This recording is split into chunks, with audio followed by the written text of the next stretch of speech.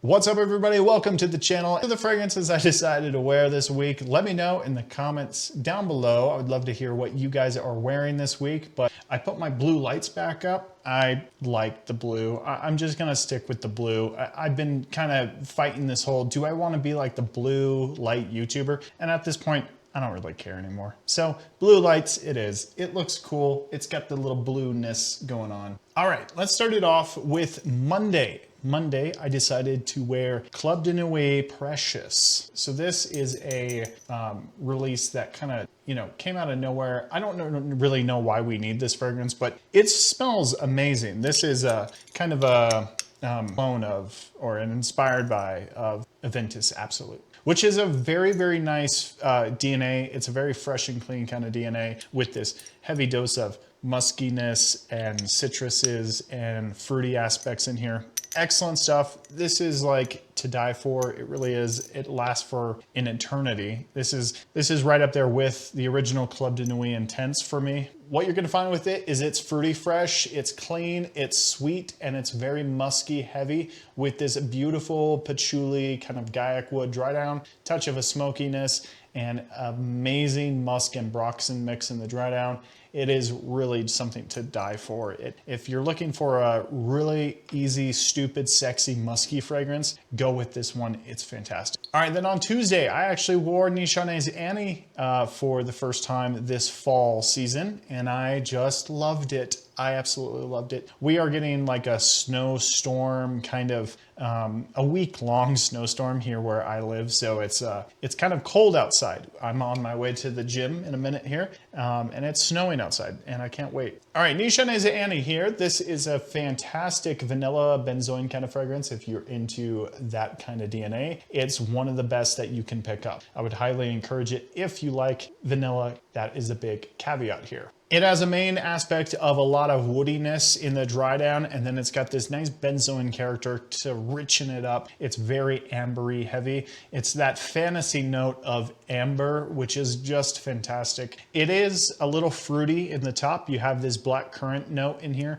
touch of a spiciness coming from, I think, cardamom is in here. Floral aspects as well, but they just balance everything out. It is really, really great. Its heavy emphasis on vanilla makes it really sweet and playful while still keeping to the tradition of just a very sexy fragrance. This is a really good vanilla fragrance. If you have not tried it, definitely give it a shot. All right, I wore this one on Wednesday. This is Boss Bottled Absolute, and it was a little snowy that day. It was a little snowy, and I decided to pull this one out because it fit the occasion. It was cool. It's no one's outside.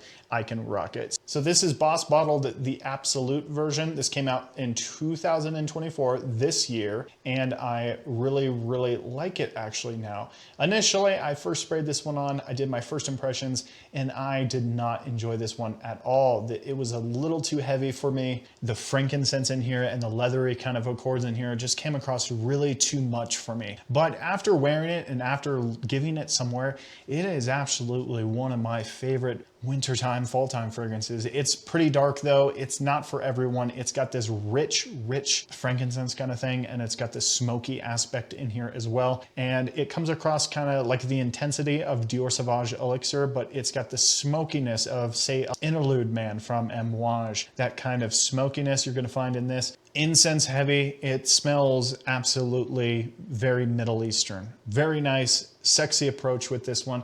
Initially, I really didn't like this one. I put it at like a 6.1 out of 10 or something like that. And after wearing it, after spending some time with it, it hasn't cranked it up too much, but I would say it's like a 7.5 out of 10. I really do enjoy it, and it's quite sexy. It's just a bit challenging. All right, Thursday came around and I decided to wear something I've never worn ever in my existence. This is the Identity line. This is from Amir, and this is Rose and Leather by the Paris Corner. And I have to say that this one is quite challenging and quite unique for me as a masculine dominant man. That last part there was a lie, but it is a very rose heavy fragrance, and this has a beautiful realism kind of smell to this. I'm not sure what this is a clone of. It's something from Frederick Malle. I think it's called The Moon. I'm pretty sure. I could be totally wrong there, but it's one of their rose kind of fragrances, rose and leather.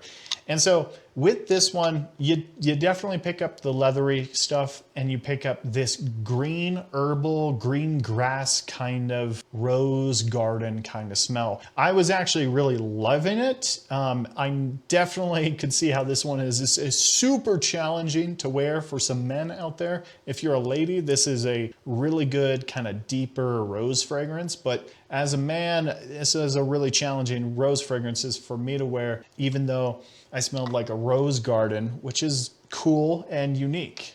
Identity Rose and Leather is a interesting rose fragrance. It's got a touch of a earthy kind of leather accord in here, a very nice spice mix in here, but it's very low, but it smells like a rose garden.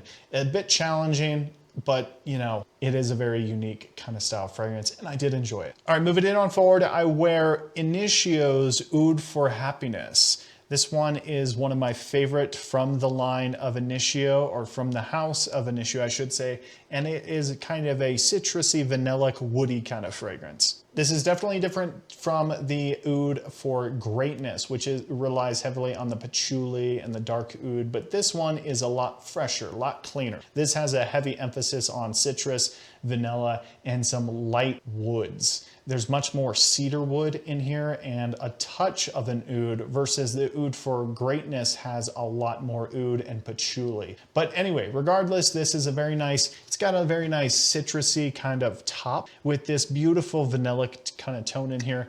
A lot of florals to kind of really balance everything out, but it definitely has that depth that you really need for kind of a fall and wintertime fragrance. I really enjoy wearing it. It's a very guilty pleasure kind of fragrance for me. It's kind of this woody, vanillic kind of fragrance with this heavy emphasis on kind of freshness, florals, and this like nice citrus combo on the top.